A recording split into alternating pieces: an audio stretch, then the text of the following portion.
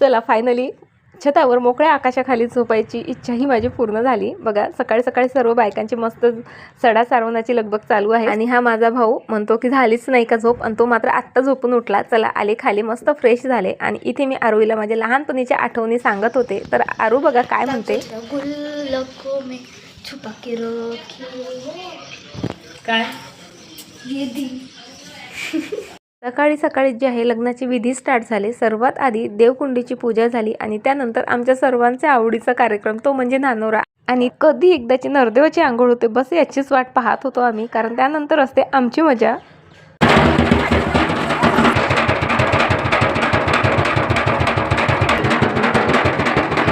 इकडे जे आहे नरदेवाच्या आता डव गुंफत होत्या आणि इकडे मस्त पंक्ती बसल्या होत्या आणि पंक्तीचं जेवण हा काय सांगू तुम्हाला। त्यानंतर मस्त असा लुक केला होता आणि चेंज करायचं होतं आता मला, म्हणून म्हटलं ते आधी शेअर करावा। आणि त्यानंतर निघणार होती नरदेवाची वरात, म्हणून पुन्हा एकदा साडी चेंज केली। नरदेव घोड्यावर बसला आणि वाटच पाहत होतं कोणीतरी डान्स करायला सुरुवात करा, तर आजीने सुरुवात केली आणि त्यानंतर आम्ही सुद्धा।